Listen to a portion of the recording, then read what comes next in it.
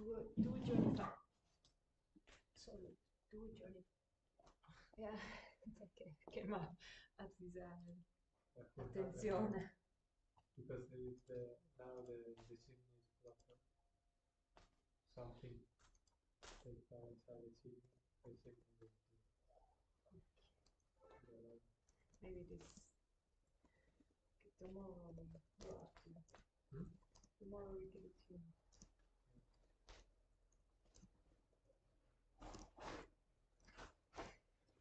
Yeah, very stressed.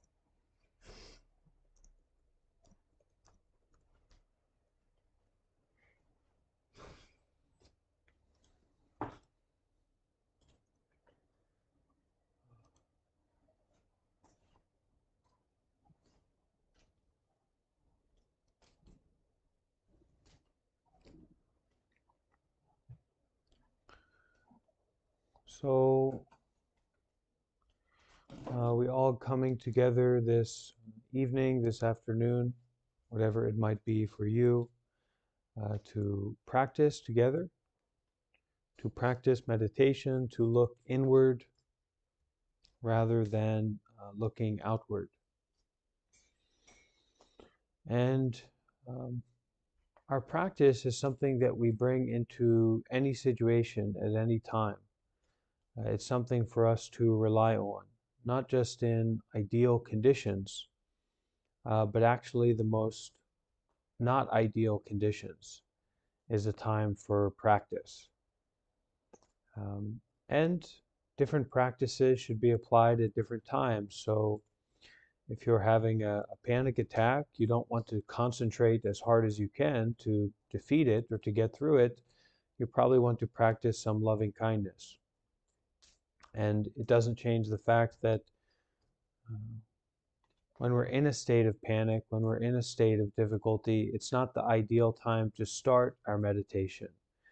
Some people don't start their meditation, don't start their spiritual path and practice until they are lying on their deathbed. And naturally, that's quite inconvenient. But in some sense, we're all on our deathbed at this very moment. Even though we imagine that we have a long life to live, we don't know if we will be around tomorrow.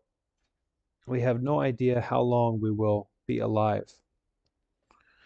So there is this immediacy, this urgency to practice now.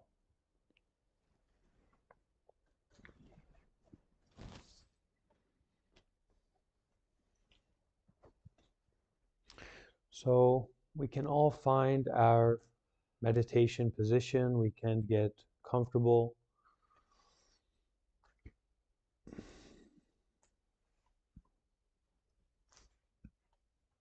We can find our intention.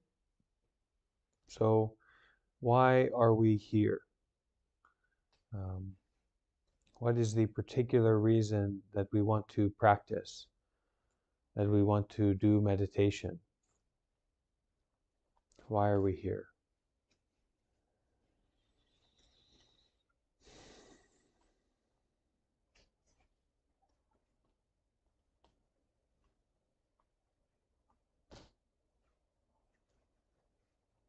Asking that question of why are we here? Why are you here? And coming up with some kind of answer, some reasoning, if you have it.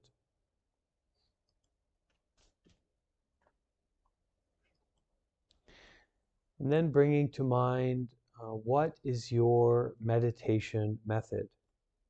How will you practice this evening? How will you apply the mind? What is your meditation method?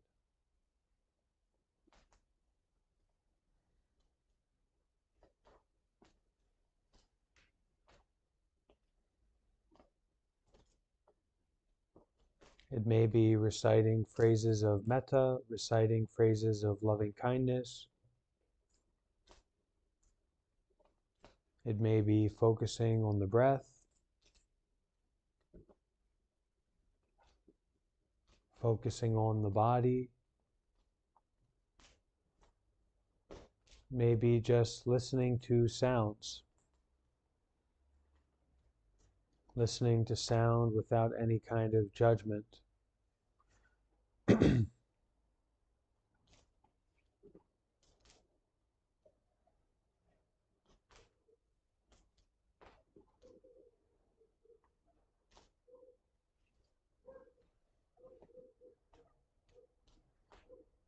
Whatever our practice is, we can pick it up at this moment. Bring our practice to the forefront of our mind, the forefront of our activities.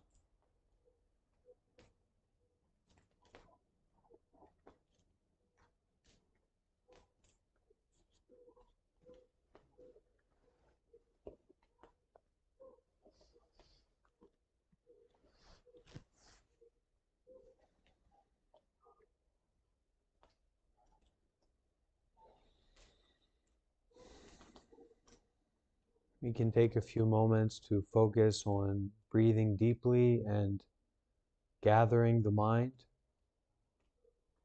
gathering all of that outward focus and bringing it home to the body, feeling the breath come into the body.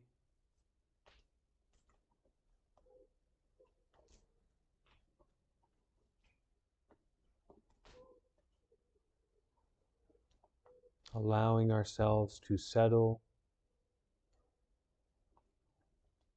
and to be aware without reactivity, without trying to change.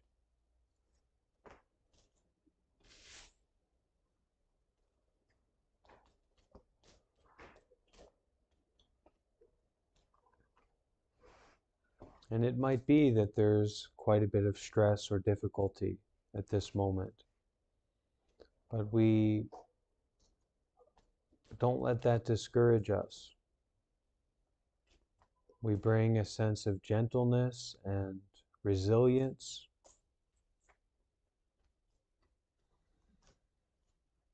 a sense of sincerity in our breathing deeply and being aware, embodied.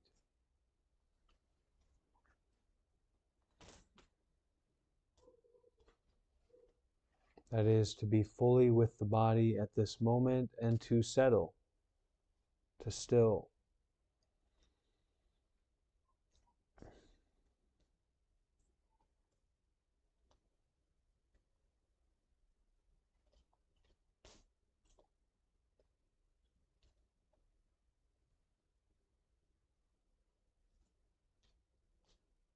People tend to think that a day filled with activity is somehow successful.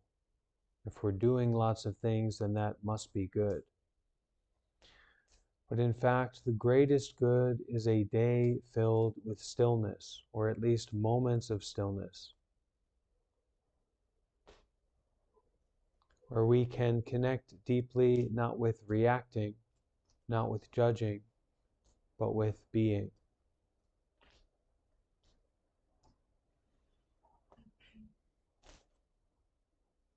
Being with seeing itself, not getting caught up in what is seen.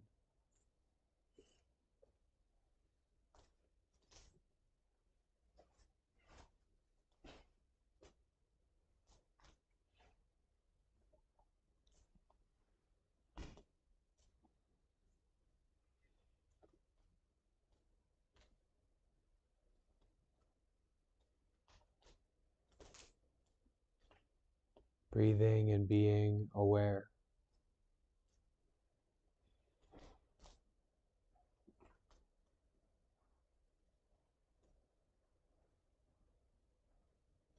Aware without reactivity, just noticing. Just breathing and being aware.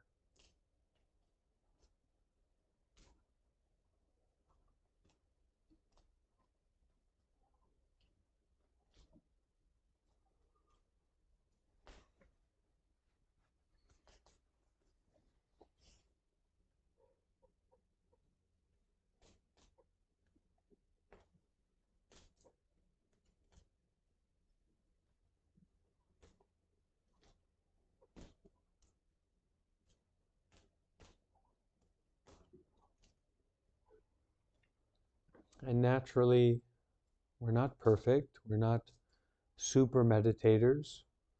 We didn't fly here from planet meditation or planet monk, planet Buddha.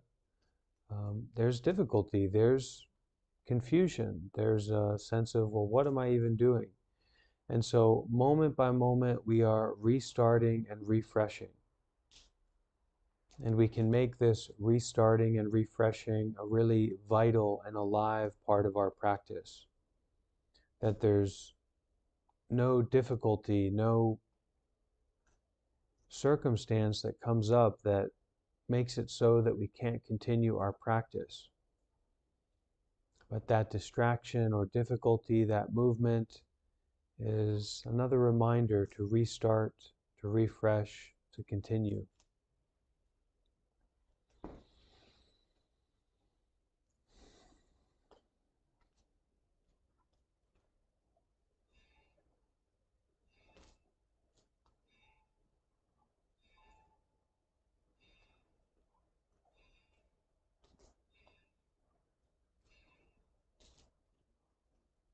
Just breathing and being aware.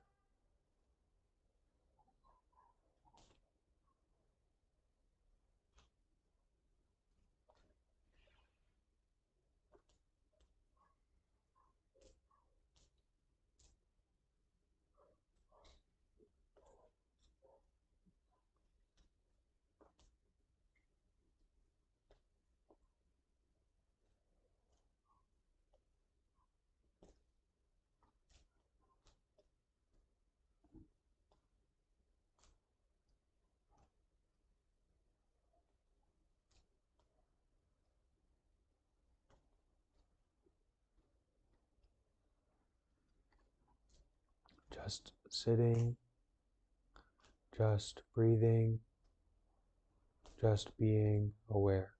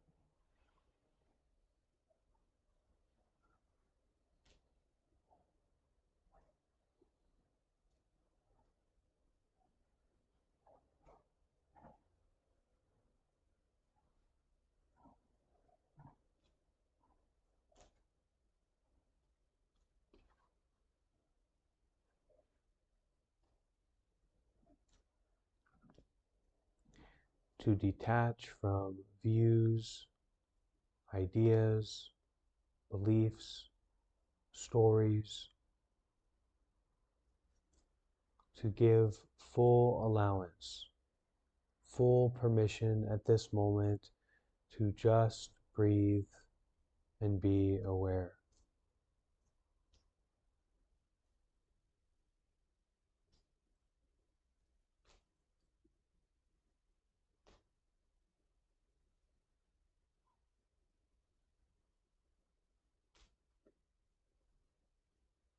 You can give particular focus to the feeling of the breath as it enters through the nose, the nostrils,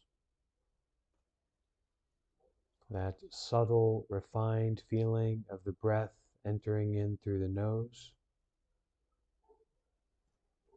and going out.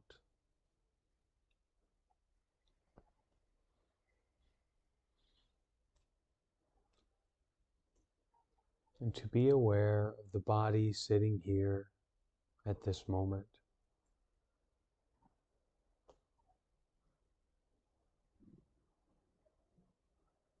To be with the body.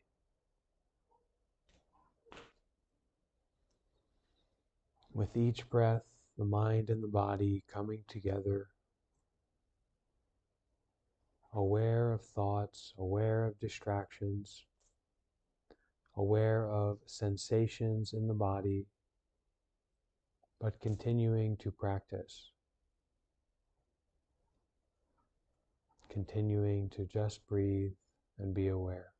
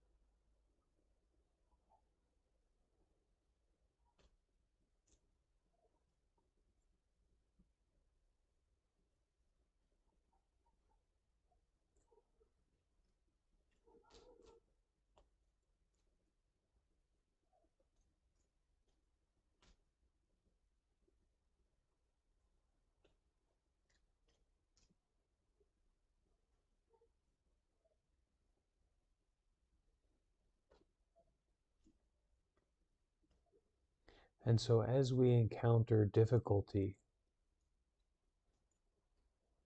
as we encounter failure and pain in the body, pain in the mind, we experience this ability to rely on our method, to restart and refresh,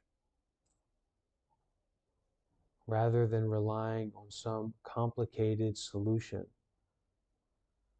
or relying on running away. Just to be aware, to dissolve those frustrations, pains, difficulties, simply with our breathing and being aware, and to experience that we can endure. We can be with a little bit of pain. We can be with a little bit of difficulty in our mind, and we don't need to run away or to react to it or to make judgments about it, but just to be with it, to be aware.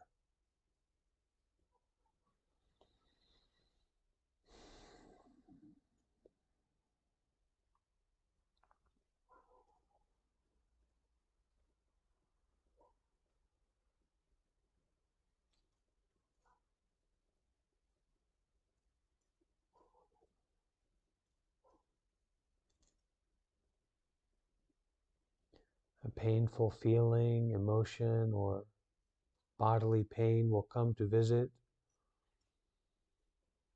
and it will go away.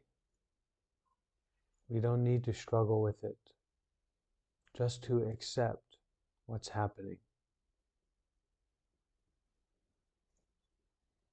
to be fully with this moment, this state of acceptance.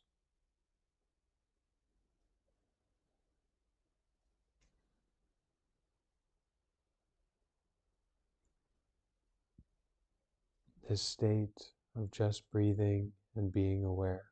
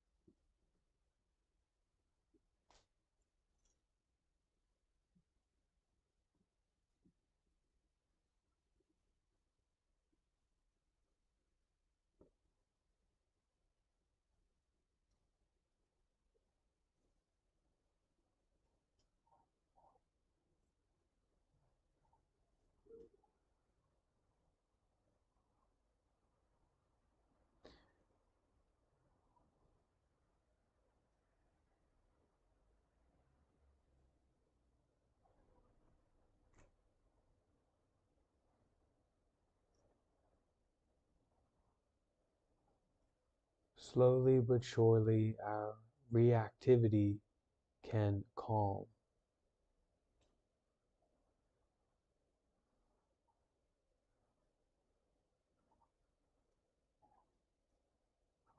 To turn the mind around, to look inside,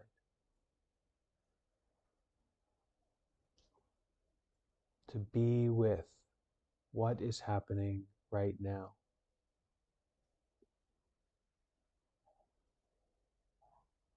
And to accept fully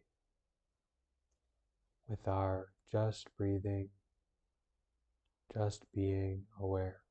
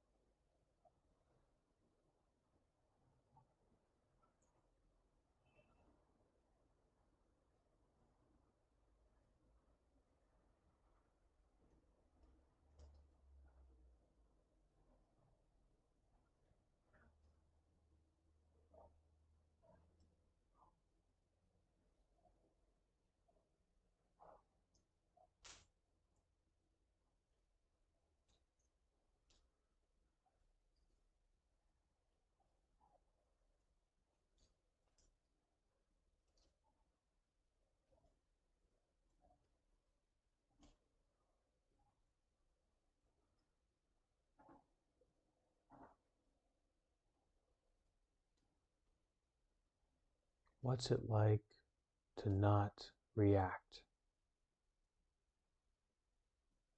to just experience?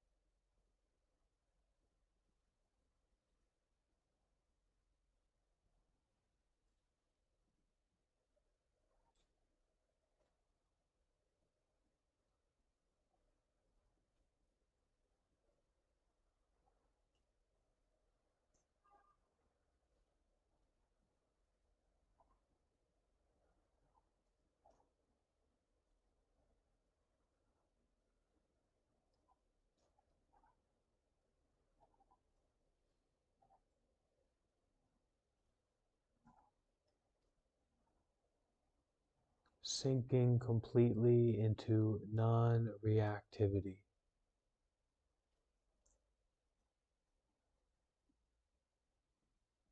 But maintaining this sense of brightness, awareness, and no shyness about to restart and to refresh, to begin again.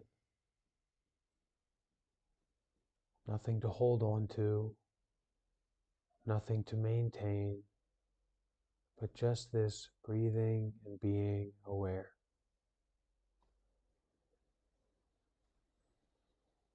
Each moment fresh and new, each moment not necessary to judge, but just to feel, just to be with,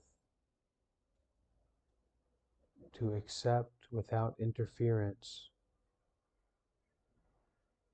the sensations of the body and the sensations of the mind.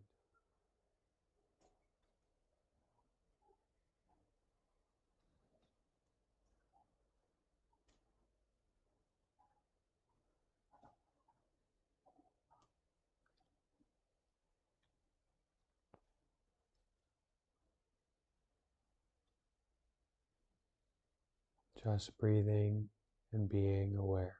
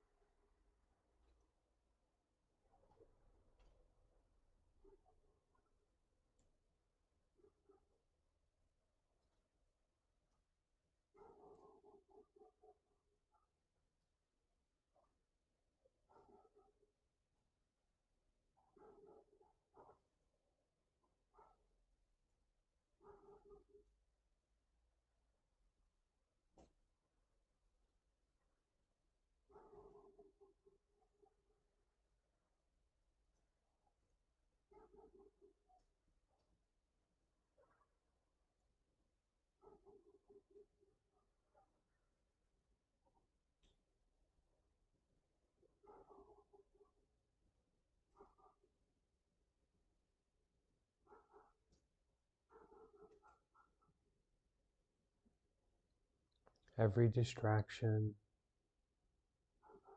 every difficulty, just a visiting guest. We don't need to worry about how long they will stay, where they came from, where they are going. It's just a guest. Stay for a short amount of time and go away. With our breathing and being aware, we practice to be a good innkeeper, a good caretaker of our mind.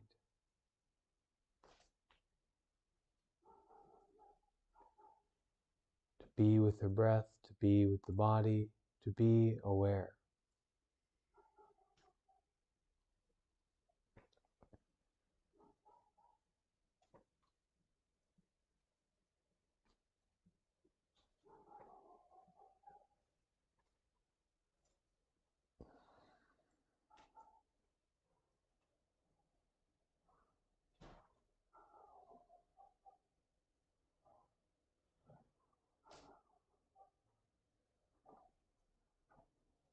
Be gentle.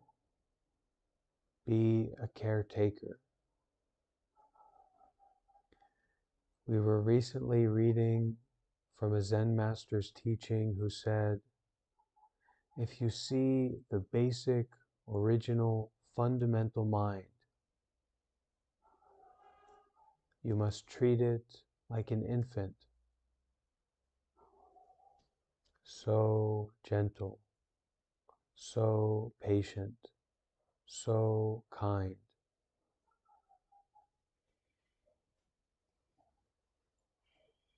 Just breathing and being aware, being with ourselves, being with this normal, ordinary mind.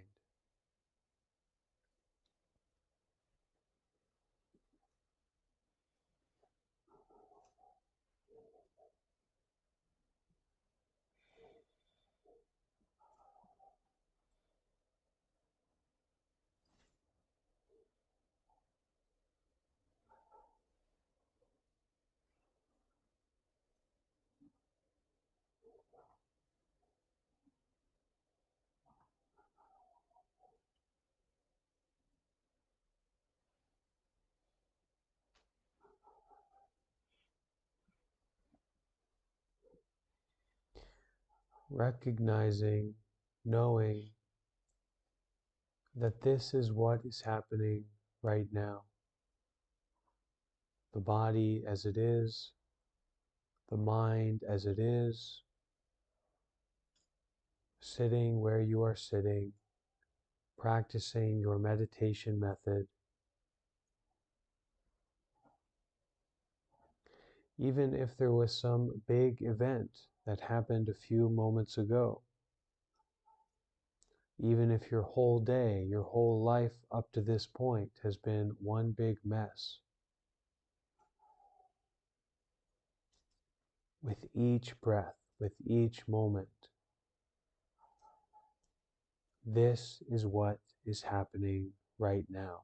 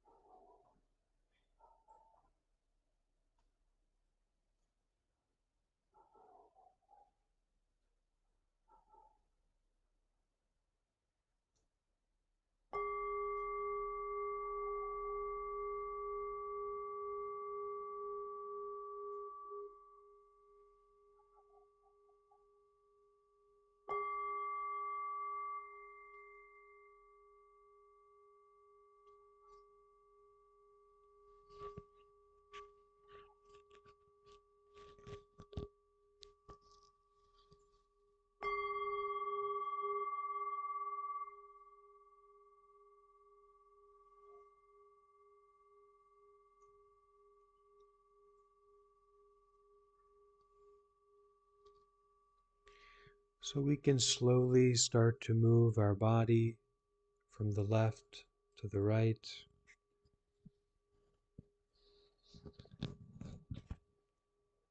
The front to the back.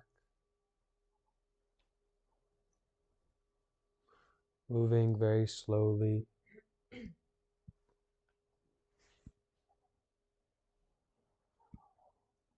starting to stretch out.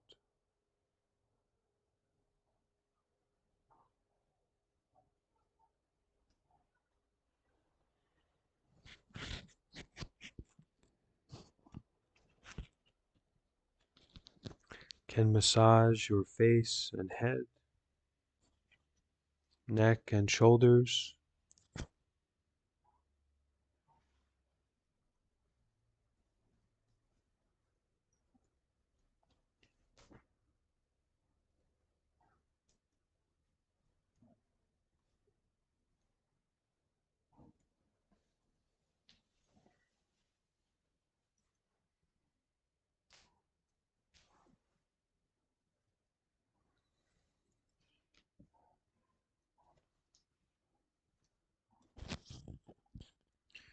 Just to stretch out and get comfortable.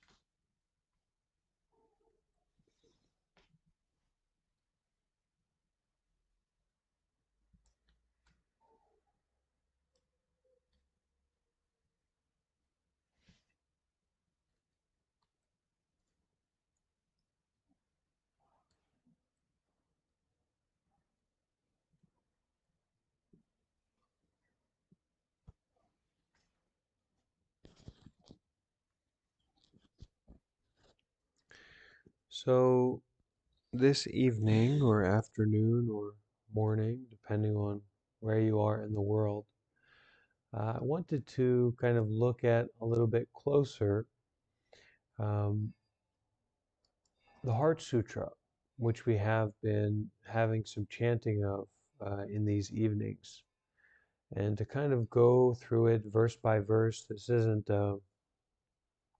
going to be an academic dissertation on it, but just kind of a looking at it and exploring it together. So if you have a copy in front of you, that's all right. But if you don't, I'll read through it and we can kind of look at it together. And please, if something stands out to you or you have a further question about something, you can share. Okay, you can ask it, and I'll try to give an answer that's helpful. So the Prajna Paramita Heart Sutra. This sutra, for those that don't know, is really a cornerstone sutra chant that is done in Zen temples, in Mahayana temples,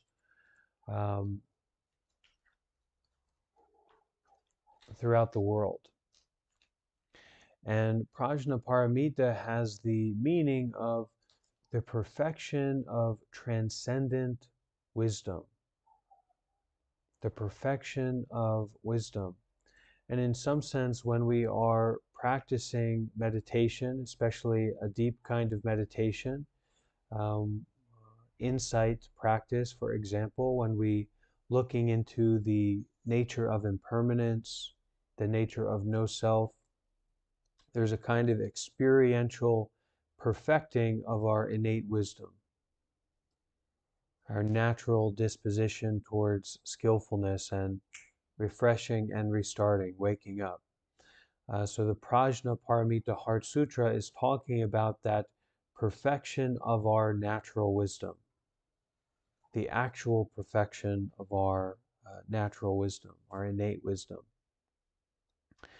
One of the ways to understand this is that when the Buddha became enlightened, it said that the Buddha awakened. The Buddha woke up. He didn't get something from outside. He didn't find, or they didn't find, who knows, maybe the Buddha was trans. Maybe the Buddha was non-binary. Who can say? When the Buddha woke up, it wasn't because he found golden text or a golden collection of ideas that he, oh my goodness, this is really it, I found it out. Or that the Buddha received some kind of message from a higher being.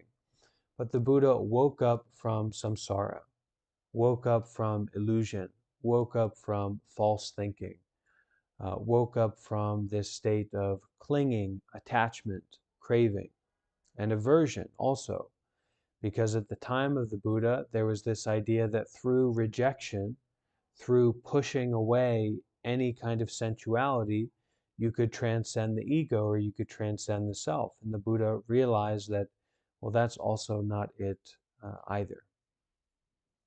So the Prajna Paramita Heart Sutra, starting out, says, when the Bodhisattva Avalokiteshvara, or of great compassion, or of great emancipation.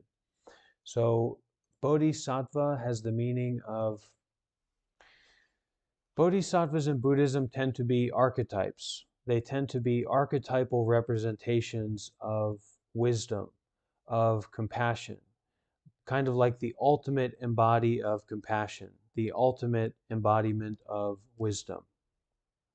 And so whereas a arahat, or a kind of enlightened being, would be totally detached from working with others, serving others, they may do that. It may be a part of their function in the world as an enlightened being, but it's not their primary focus to help others or to work with others.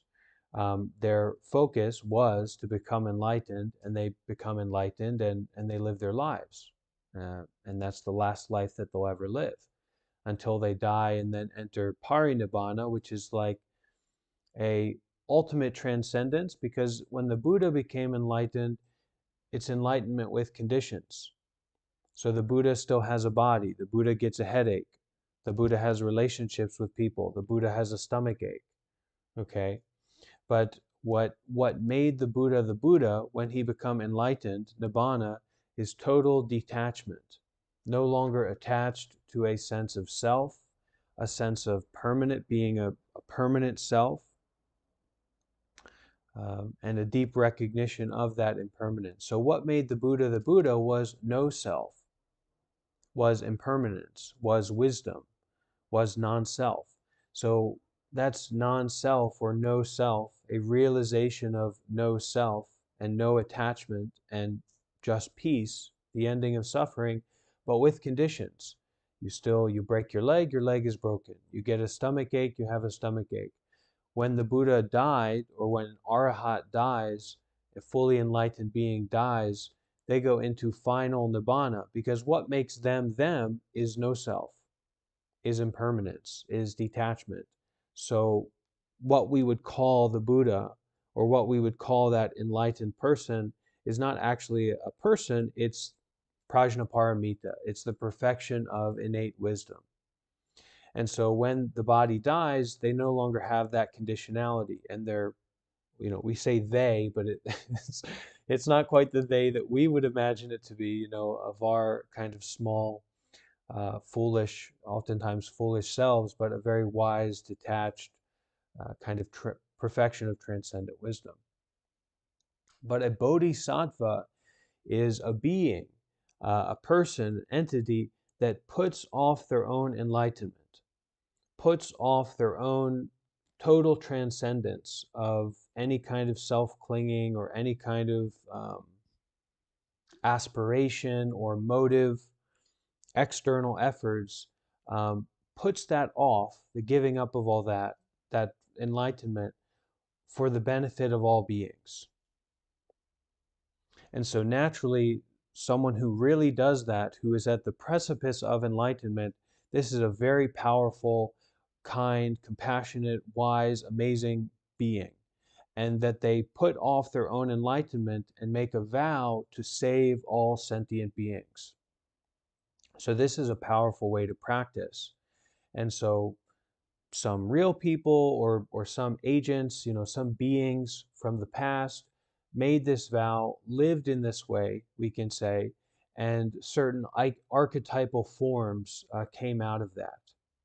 And one of them, the most famous, is Guan Yin, Avalokiteshvara Bodhisattva.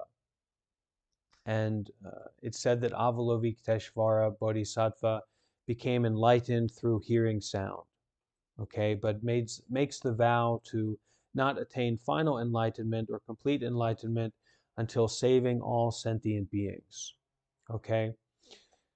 So when the Bodhisattva Avalokiteshvara or Kuan Yin, depending on the translation of the word, was coursing in the deeper prajna paramita, so these deeper states of transcendent wisdom that we experience in meditation, or non-self-focused wisdom that we experience in meditation, when the Bodhisattva Avalokiteshvara was coursing in this wisdom through meditation, the text here says he, but I much prefer Guan Yin as a feminine kind of archetype and as a motherly kind of presence. So I usually say she, and she's oftentimes presented in that way as well. But originally, I believe it was more masculine.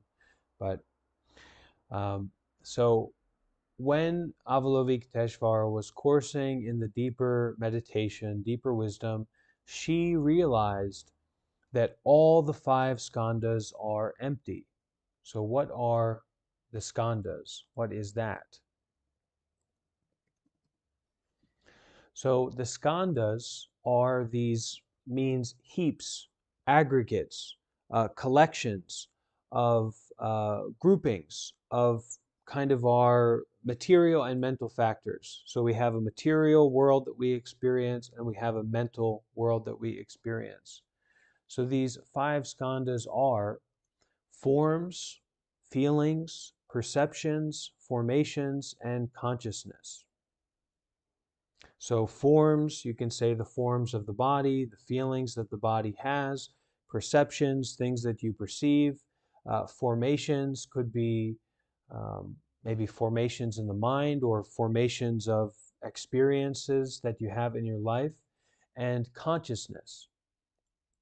And for consciousness, maybe presence and connection, our quality of awareness, our quality of being aware. So that these 5 skandhas, forms, physical forms, mental forms, feelings, reactivities that we have towards things, are perceptions, and that's what we perceive at this moment. It's not talking about perceptions in a vague way, but what do you perceive in general that's happening right now? Well, I feel a little bit of pain in my ankle area. Or I perceive that, we're in a Discord group meeting with our Sangha, with our community. These perceptions, formations. More specific on formations can be maybe different sensations, and consciousness. Our way of seeing, our way of connecting, our awareness itself. So these 5 skandhas make up our human experience. And usually we get stuck in one or the other. We get stuck in my foot is hurting, my ankle is hurting, and I'm worried about this and I'm worried about that, and I need to stop meditating, and we just fall into this deep cycle of struggle and suffering and problems, right? So it's not just physical pain when we're sitting and meditating, but we feel that physical pain, and now we're in a state of resistance and struggle and turmoil and emotional upheaval, right? Because we just have a uncomfortable feeling in our leg. And oftentimes that correlates. There's a strong connection between a physical feeling that we have that's uncomfortable and some complicated mind state that comes up. So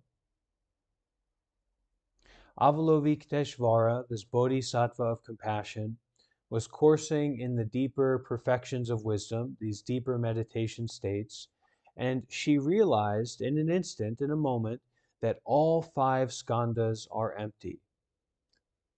Forms, feelings, perceptions, formations, and consciousness are empty. Null, void, empty of a self, empty of permanence, empty of satisfactoriness. So you're not going to hold on to something that doesn't have satisfactoriness in it.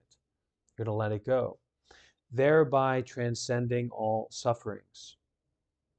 Okay, so that's this first verse, the realization of emptiness, the realization of impermanence. the realization of no separate self that is feeling the suffering or the difficulty or the pain, but it's just sensation.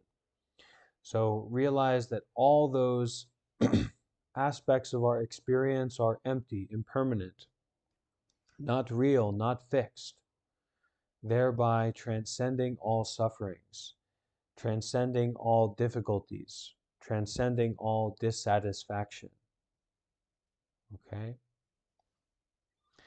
And we'll do one more grouping of a verse, and then we'll chant it and we'll wrap up for today.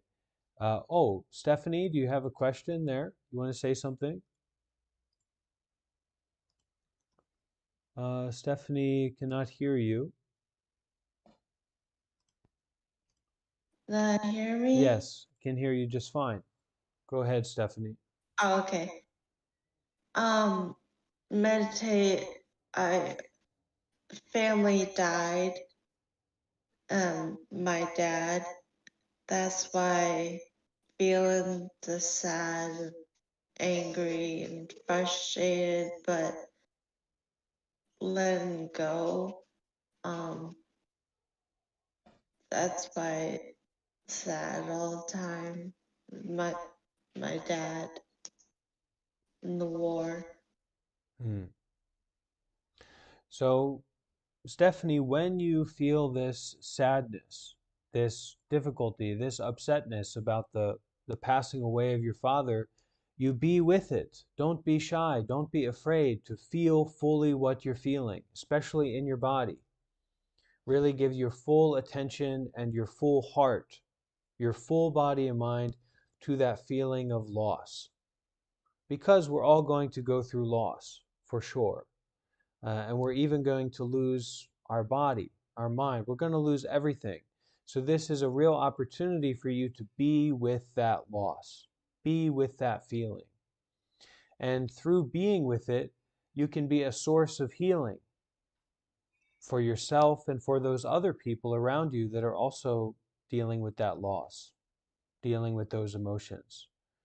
But you start going inside, and you really take it as an opportunity to realize the truth of impermanence and to experience it. And also that as much as your father passed away, he's still here. Because what was your father? The relationship that you have with him, right? The actions that he did in the world. You can't separate you from your father. So there's, in that sense, there's no birth or death, but certainly there's a loss that you feel.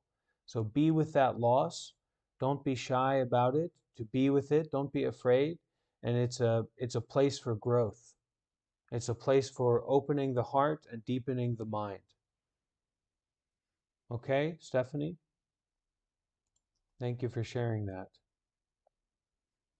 Very poignant.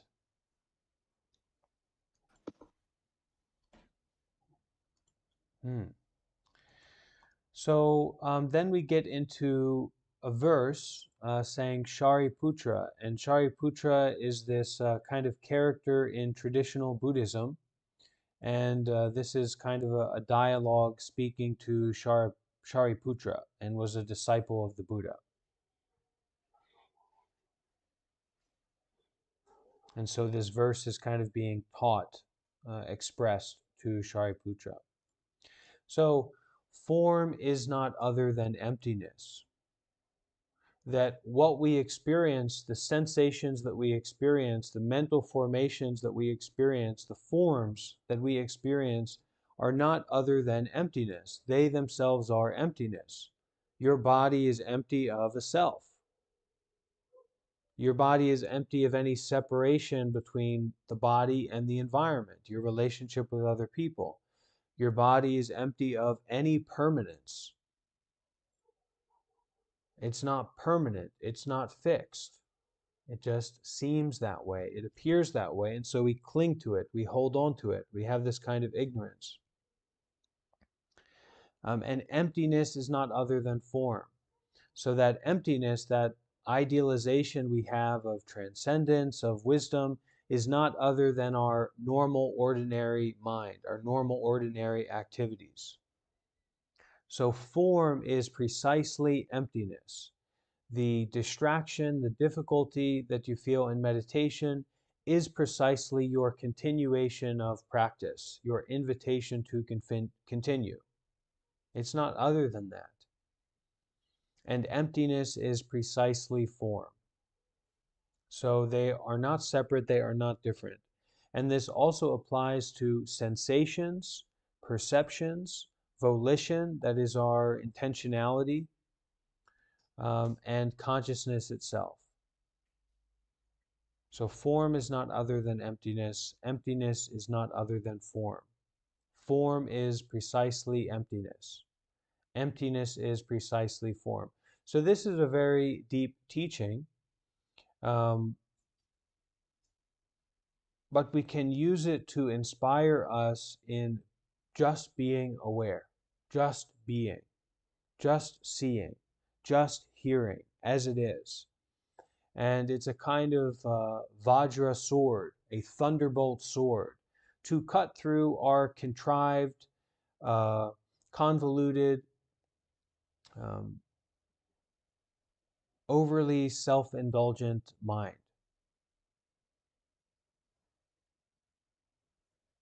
That life is precisely death.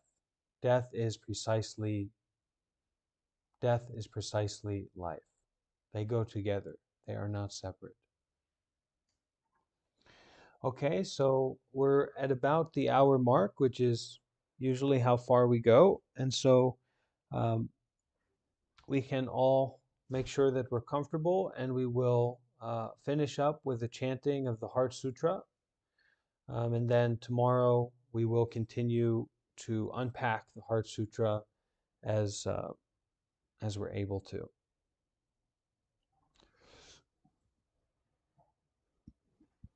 Okay, so we can bring our hands together, and you can listen along or try to join if you like.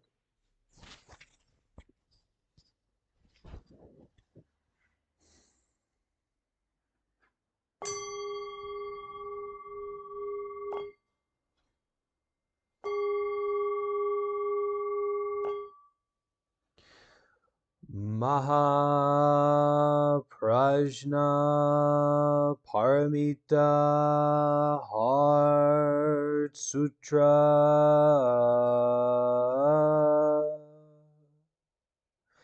When the Bodhisattva Avalokiteshvara was coursing in the deeper Prajna Paramita, she realized that all the 5 skandhas are empty, thereby transcending all sufferings. O Shariputra, form is not other than emptiness, and emptiness not other than form. Form is precisely emptiness, and emptiness precisely form. So also are sensation, perception, volition, and consciousness.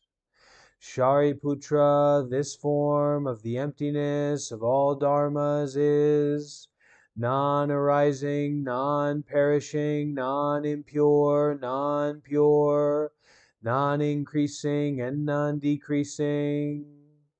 Therefore, in emptiness there is no form, and no sensation, perception, volition, or consciousness.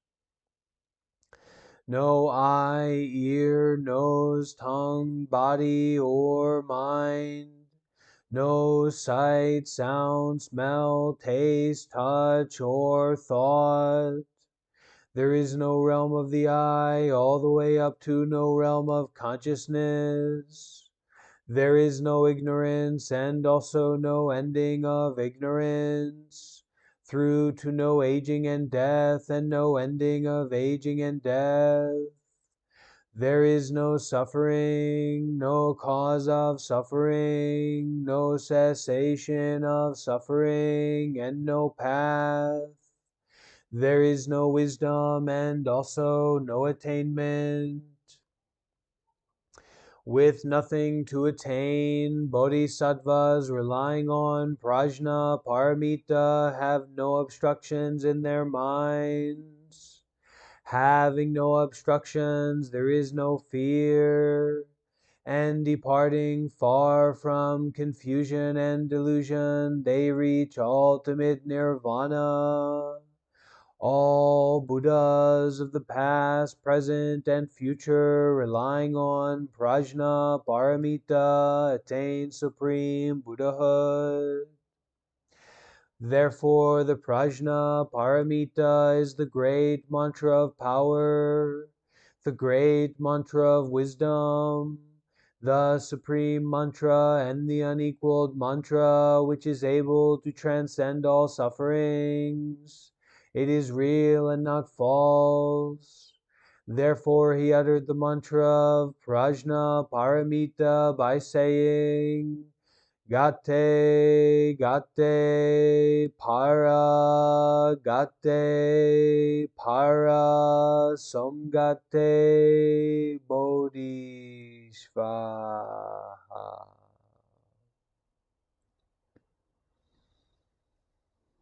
So we can all do 3 sadhus together, and that will end our practice time. Sadhu.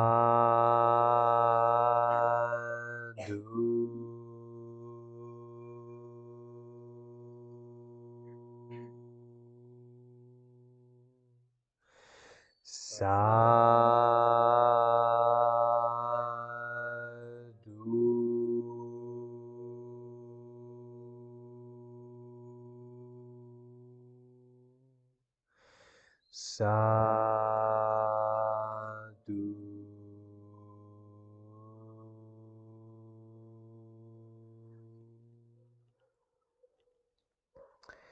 All right. Thank you everyone so much for joining. Thank you for all the inspiration that you bring to my life, encouragement and inspiration and all the support in that way. I hope that we can continue to practice together and take care, be gentle, be patient, and we'll keep at it and we'll see how we make out. All right? Take care. Thank you. Yeah. Thank you, Bhante. Thank you all. Thank you.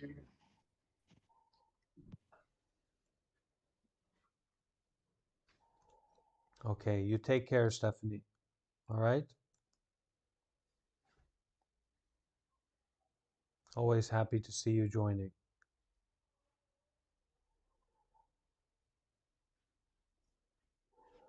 See, the 5 people in my dreams, 5, I don't know why.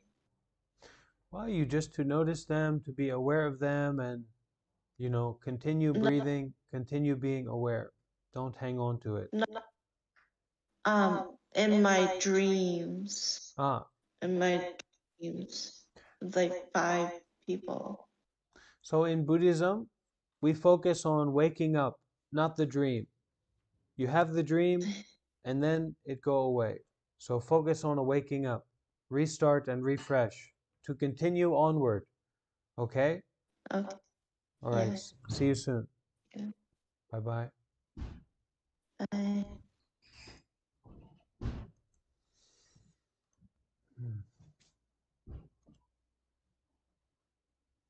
All right. Thank you, Jeremy and Tony and Chesh, Kat. Maybe I answer your question later, Kat. I don't know if you're still here. Mito Fo, Home Monk.